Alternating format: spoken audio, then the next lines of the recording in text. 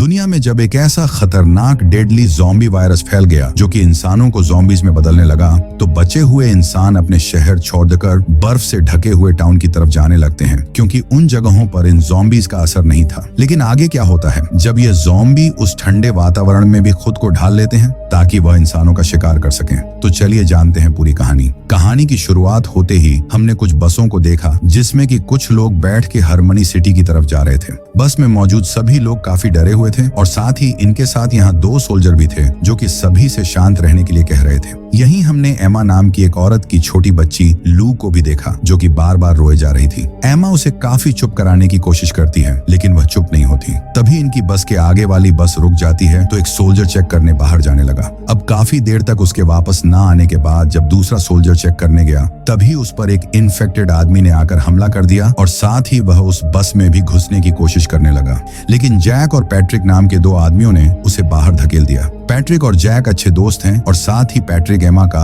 Husband भी था। अब क्योंकि इन लोगों के पास यहाँ लड़ने के लिए कोई हथियार नहीं थे तो जैक ने डिसाइड किया कि वह बाहर जाकर उन सोल्जर्स के हथियार लेकर आएगा। वो बाहर जाकर जैसे ही उन सोल्जर्स की गन लेने लगा कि सोल्जर भी इन्फेक्टेड होकर जिंदा हो गया और वह उस पर अटैक कर देता है, लेकिन जैक किसी तरह से शूट करके उसे खत्म कर देता है। वहीं दूसरी तरफ बस का गेट खुला होने की वजह से कई सारे इन्फेक्टेड लोग उसके अंदर चले गए। वो अंदर सभी पर अटैक करने लगे तो बस में मौजूद लोग बस के पीछे का शीशा तोड़कर उससे बाहर आने लगे। लेकिन बाहर भी काफी इन्फेक्टेड लोग थे जो इन्हें यहाँ पर भी इन्फेक्टेड करने लगे। तो इसीलिए एमा अपनी बेटी लू को लेकर एक जीप के अंदर छिप गई, लेकिन यहाँ भी एक इन्फेक्टेड आकर उस पर हमला करने लगा। लेकिन पैट्रिक और जैक सही वक्त पर आकर उस आदमी को मार देते हैं, लेकिन उसने एमा के हाथ पर काट लिया था, यानी कि अब वो भी इन्फेक्टेड हो गई थी। खैर, अब इसके बाद हमने 9 साल बाद का वक्त देखा जहाँ पर कि अब पैट्रिक एक घोड़े का शिकार करके अपने घर की तरफ ले जा रहा था। साथ ही हमने देखा कि चारों तरफ का इलाका पूरी तरह से बर्फ से ढक चुका था। हालात काफी बुरे थे। वहीं हमने लू को भी देखा जो कि अब अपने अंकल जैक के साथ रहती थी और उसे ही अपना फादर मानती है, लेकिन हमें पता है कि उसके असली डैड पैट्रिक है। पैट्रिक अपने अलग घर में रहता है। दरअसल वो एक अब बड़ा शराबी बन चुका है, इसलिए जैक ने लू को ले लिया और तब से वह इससे बात भी नहीं करते। एक तरफ पैट्रिक जहां जानवरों का शिकार करके खाता तो जैक लू को अपने घर का बना ही खाना खिलाता था। अजीब बात यह थी कि लू नहीं जानती थी कि पैट्रिक उसके फादर हैं। उसे लगता था कि वह कोई उनका पागल पड़ोसी है। अब लू डेली अपने नाश्ते में बचा हुआ एक बिस्किट पैट्रिक के डॉग को ले जाकर खिलाती थी। अब रात में हमें पता लगा कि आज लू का बर्थडे है तो जैक उसे उसकी मॉम का कुछ पुराना सामान गिफ्ट के तौर पर दिया, जब वह भी उसकी ही एज की थी। दूसरी तरफ पैट्रिक भी लू के बर्थडे की तैयारियां करने लगा। उसने उसके लिए एक केक भी तैयार कर लिया, लेकिन वह जानता था कि जैक लू को यहाँ नहीं आने देगा, इसीलिए वह अपने लाउड स्पीकर से उससे विश करने लगा और लू भी यह देखकर काफी खुश हुई। लेकिन जैक को उसकी यह बातें अच्छी नहीं लगती। अब रात में सोने से पहले जैक ने लू को बताया कि सभी इन्फेक्टेड लोग ठंड की वजह से मारे गए, लेकिन इस बात पर लू को यकीन नहीं हुआ और जब रात में जैक और लू सो रहे होते हैं तो पैट्रिक अपने रेडियो से किसी से कांटेक्ट करने की कोशिश करने लगा जानने के लिए कि अभी कोई जिंदा है भी या नहीं। लेकिन दूसरी तरफ से जब कोई जवाब नहीं आता तो वह चिल्लाने लगा और उसकी चिल्लाने की आवाज से इस तरफ लू उठ जाती है और जैसे ही वह विंडो की तरफ देखने आई तो उसे अपने घर से बाहर कोई इन्फेक्टेड आदमी दिखा। इसे देखकर लू काफी ज्यादा डर गई और अपने घर के एक कोने में आकर बैठ गई। अगली सुबह जब जैक की आंख खुली तो उसे लू अपने बेड पर नजर नहीं आती, इसीलिए वह उसे अपने घर में ढूंढने लगा, लेकिन वो उसे बेड के नीचे छिपी हुई मिल जाती है। इसके बाद लू ने उसे बताया कि रात में मैंने एक इन्फेक्टेड आदमी को देखा था, लेकिन जैक ने उससे कहा कि हो सकता है कि वह तुम्हारा कोई वहम हो, क्योंकि जैक को लगता था कि इन्फेक्टेड लोग ठंड से मारे गए हैं। अब थोड़ी देर बाद जब लू पैट्रिक के डॉग को बिस्किट खिलाने आई तो उसे वहां पर पैट्रिक भी मिल जाता है। वो उसे देखकर काफी इमोशनल हो गया। जैसे ही उसने उससे बात करने की कोशिश की, यहाँ पर जैक आ गया। वो पैट्रिक पर काफी गुस्सा हुआ कि तू मेरी बेटी से दूर रहे।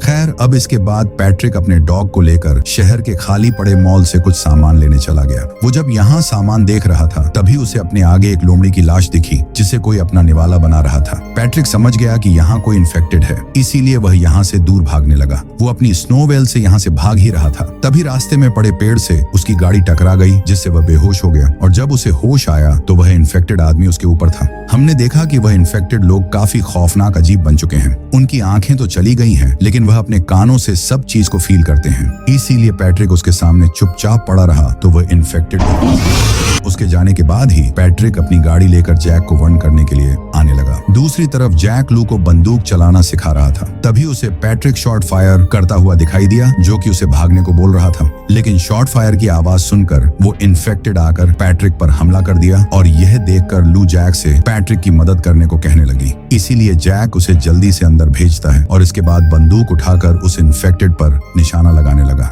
लेकिन उसका निशाना सटीक नहीं बैठ रहा था। तब तक पैट्रिक के डॉग ने उस इन्फेक्टेड पर हमला कर दिया, लेकिन इस बीच वह इन्फेक्टेड आदमी पैट्रिक के गले में काट लेता है, साथ ही उसके डॉग को भी मार दिया। जिसके बाद पैट्रिक किसी तरह से अपनी गन उठाकर उस इन्फेक्टेड को शूट कर देता है और घायल होने के बाद वह यहाँ से भाग गया। अंदर जाने पर लू जैक पर गुस्सा होने लगी क्योंकि उसने पैट्रिक की मदद नहीं की थी। दूसरी तरफ घर जाकर पैट्रिक अपने घाव देखने लगा। वो अब समझ चुका था कि कुछ ही वक्त में वो भी इन्फेक्टेड बन जाएगा, इसीलिए वह खुद को शूट करने लगा। लेकिन तभी उसे एमा की याद आ गई जिसमें कि उसने उसका इन्फेक्शन वाला हाथ काटा था, इसलिए वह खुद को मार नहीं पाता। लेकिन रात में जब वह बैठा होता है तो उसे उसके रेडियो पर किसी अनजान आदमी की आवाज आने लगी। वो आदमी उसे कह रहा था कि वह वापस आ रहे हैं और जैक ने तुम्हारी मदद नहीं की, उसे ऐसा नहीं करना चाहिए था। अगली सुबह हमने जैक को देखा जो कि अपने घर के सभी दरवाजे अच्छे से सील कर रहा था। तभी उसने देखा कि पैट्रिक तो अभी तक ठीक है और वह इन्फेक्टेड भी नहीं हुआ है, और यह देखकर उसे यकीन नहीं हुआ। वहीं यहाँ पर लू जैक से जिद करने लगी कि वह उसकी माँ के लिए ताजा फूल लेकर आए,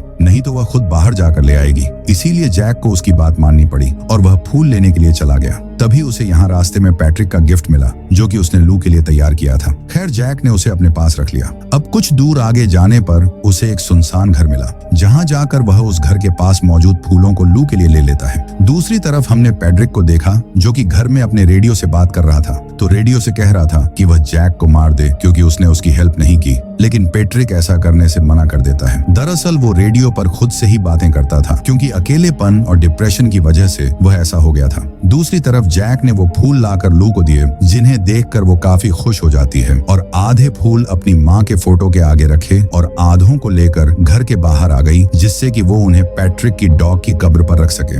वो उन फूलों को उसकी कब्र पर रख ही रही होती है कि तभी यहाँ पर वही इन्फेक्टेड आदमी आ जाता है और वह लू के एक थप्पड़ मारकर उसे बेहोश कर देता है। लेकिन इतने में ही यहाँ पर जैक आ गया और वह लू को बचाने के लिए उससे लड़ने लगा, लेकिन उस ज़ॉम्बी ने भी जैक के सीने पर काफी जख्म कर दिए थे। लेकिन इस बीच जैक ने भी उसे बुरी तरह से पीट डाला। इसके बाद वह जैसे ही लू के पास गया, वह इन्फेक्टेड आदमी फिर से उठकर उस पर हमला कर दिया, लेकिन इतने में हीरो पैट्रिक ने आकर उस ज़ॉम्बी को उड़ा डाला। खैर अब अंदर जब जैक को होश आया तो उसे लू कहीं नहीं मिलती, इसलिए वो उसे देखने के लिए पैट्रिक वाले घर में आ गया, जहाँ पर हमने देखा कि पैट्रिक ने उस इन्फेक्टेड को पकड़कर बांध दिया है और साथ ही उसके हाथ भी काट दिए थे। अब यहाँ पर पैट्रिक जैक को बताने लगा कि हमें इतने दिनों से लग रहा था कि शायद यह ठंड से मारे गए होंगे, लेकिन इन लोगों ने इस मौसम में खुद को सरवाइव कराने के लिए वैसा ही ढाल लिया है। साथ ही उसने यह भी बताया कि इनके इस बदलाव की वजह से अब यह हमें इन्फेक्टेड नहीं कर सकते, लेकिन हाँ, यह खाने के लिए हमारा शिकार जरूर कर सकते हैं। यही वजह थी कि पैट्रिक के काटने के बाद भी वह अभी तक ठीक था, लेकिन अब जैक को लू की काफी फिक्र हो रही थी। लेकिन तभी उसके सामने लू आ गई, जिसे देखकर वह काफी खुश हो गया और उसे लेकर वापस अपने घर आ जाता है। अब लू पैट्रिक से काफी इम्प्रेस हो गई क्योंकि उसी की वजह से जैक और उसकी जान बच पाई थी। इसीलिए उसने अगले दिन जैक को फोन किया और उसे अपने घर पर डिनर के लिए इनवाइट कर दिया। पैट्रिक भी यह बात सुनकर काफी खुश हुआ और वह अपनी दाढ़ी वाड़ी बनाकर रात में उसके घर जा पहुंचा। लल्लू उसके आने पर काफी खुश हुई और अब जैक ने भी उसे नहीं रोका, बल्कि उसे उसका वो गिफ्ट भी दे दिया जो उसने लू के लिए बनाया था। जिसके बाद पैट्रिक ने अपने हाथों से ही लू को वो गिफ्ट दिया और ये गिफ्ट लेकर वो काफी ज्यादा खुश हो गई। अब रात में ये लोग डिनर करते वक्त काफी सारी बातें करते हैं, जिसके बाद लू पैट्रिक से कहानी सुनते सुनते उसकी गोद में ही सो गई। जिसके बाद जैक ने पैट्रिक से कहा कि देखो यार, मैं लोग को सेफ रखना चाहता हूँ और इस सब में मुझे तुम्हारी हेल्प चाहिए, मैं ये अकेले नहीं कर सकता। जिस पर पैट्रिक ने उससे कहा कि हाँ बिल्कुल, मैं तुम्हारी मदद के लिए तैयार हूँ और हम लोग सुबह गाड़ी लेकर यहाँ से निकल जाएंगे। लेकिन जैक इस बात के लिए राजी नहीं होता। वो कहता है कि नहीं, हम इस जगह को छोड़कर नहीं जा सकते, पता नहीं दूसरी जगह क्या परेशानी हो। लेकिन पैट्रिक ने उससे कहा कि देखो, आज एक इन्फेक्टेड आया है, कल को और भी आ सकते हैं, इसीलिए हमें यह जगह छोड़नी ही होगी। ये बात जैक को पसंद नहीं आई और इसी बात पर इन दोनों में बहस हो गई। तो इसीलिए जैक ने पैट्रिक को उसके घर भेज दिया। तभी हमने फ्लैशबैक का एक सीन देखा जहां पर पैट्रिक ने एमा का इन्फेक्शन वाला हाथ काट दिया था और उसके कुछ समय बाद से उसने ड्रिंक करना शुरू कर दिया था, क्योंकि उसके दिमाग में यह गलतफहमी फैल गई थी कि वो जैक के साथ मिलकर उसे चीट कर रही है। जिसके बाद एक दिन शहर जाते वक्त उन इन्फेक्टेड लोगों ने इन पर हमला कर दिया और पैट्रिक एमा को बचा न सका। जब जैक पैट्रिक के पास आया, वह तब भी ड्रिंक ही कर रहा था और इसीलिए जैक लू को अपने साथ लेकर चला गया था। खैर, अब प्रेजेंट टाइम में लू को बुरे सपने आने लगे तो जैक समझ गया कि उसे पैट्रिक की मदद लेनी ही होगी। अगली सुबह जैक लू को लेकर पैट्रिक के पास गया जहां वो अपनी गाड़ी तैयार कर रहा था। इसके बाद यह तीनों मिलकर उसी मॉल में आ पहुंचे जहां से यह खाने पीने का सामान लेकर जाते थे। जिसके बाद इन्होंने कुछ सामान लिया और बाहर आ गए। तभी इन्हें वहां दूर खड़ी हुई एक लड़की दिखाई दी जो कि काफी हैरानी से इन्हें देख रही थी। लेकिन जैसे ही पैट्रिक उसके पास गया, वह बेचारी काफी डरने लगी तो पैट्रिक उसे शांत करा के अपने घर ले आया। इधर लू भी इस लड़की को देखकर काफी खुश हुई क्योंकि उसने पैट्रिक और जैक के अलावा अपनी लाइफ में पहली बार किसी चौथे इंसान को देखा था। थोड़ी देर के बाद जब उस लड़की की हालत ठीक हुई तो वह पैट्रिक और जैक को बताने लगी कि मैं और मेरी फैमिली उन इन्फेक्टेड लोगों से बचते हुए आगे बढ़ रहे थे। इसी बीच मेरी मुलाकात एक लड़के से हुई और हम दोनों रिलेशन में आ गए, जिस वजह से मैं प्रेग्नेंट हो गई। हम लोग उन इन्फेक्टेड लोगों से बचते हुए जा ही रहे थे, लेकिन इस हमले में इस लड़की का बॉयफ्रेंड मारा गया। तभी इन लोगों को बाहर से इन्फेक्टेड की आवाज आती है जिसे कि पैट्रिक ने बांध रखा था।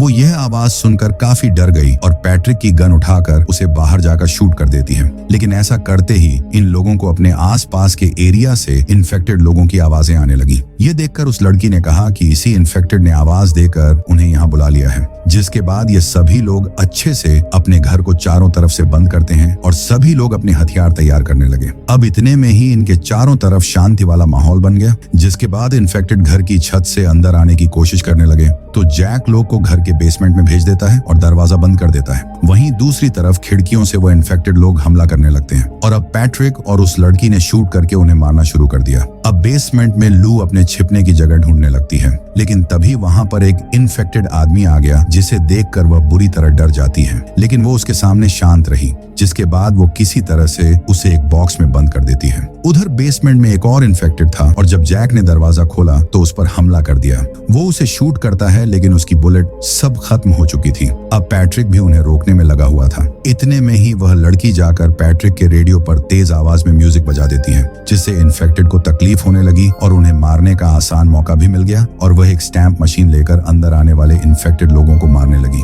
अब लूवी बेसमेंट से बाहर आकर रेडियो से मदद मांगने की कोशिश करने लगी। दूसरी तरफ से एक औरत ने उसे रिप्लाई दिया कि विंटर फॉल्स इस वक्त सबसे सेफ जगह है जहां पर यह लोग जा सकते हैं। वहीं ये तीनों इन्फेक्टेड से लड़ रहे थे, लेकिन कुछ ही देर में वो म्यूजिक चलना बंद हो जाता है क्योंकि जनरेटर का फ्यूल खत्म हो गया था, जिस वजह से फिर से वह इन्फेक्टेड घर पर चढ़ने लगे। अब यहाँ पर लू ने सभी को स्प्रिंग फॉल नाम की उस जगह के बारे में बताया जो कि यहाँ से 50 मील दूर है। पैट्रिक ये बात जान गया था कि उनमें से किसी एक को ज़ॉम्बी का ध्यान अपनी तरफ करना होगा और तभी बाकी लोग यहाँ से निकल सकते हैं। इसीलिए पैट्रिक खुद को सैक्रिफाइस करने के लिए तैयार हो गया, जिसके बाद उसने एक फ्लेयर ली और लू से खुशी खुशी विदाई लेकर घर से बाहर आ गया और उन इन्फेक्टेड लोगों को अपने पीछे ले जाने लगा। और दूसरी तरफ वो तीनों पैट्रिक की गाड़ी लेकर यहाँ से निकल जाते हैं। अब पैट्रिक पर काफी सारे ज़ॉम्बी एक साथ अटैक करके उसे अपना निवाला बनाने लगे। वो उन पलों को याद करने लगता है जब लू जन्म लेने वाली थी और वह अपनी बेटी के लिए कितना खुश था। तभी उसके हाथ की फ्लेयर जनरेटर में लग गई, जिससे वहां पर एक बड़ा ब्लास्ट हो गया और जो भी इन्फेक्टेड लोग उसके करीब थे वह सब जलकर मारे जाते हैं और इसमें पैट्रिक भी मारा जाता है। वहीं दूसरी तरफ जैक उन दोनों को लेकर काफी दूर निकल चुका था।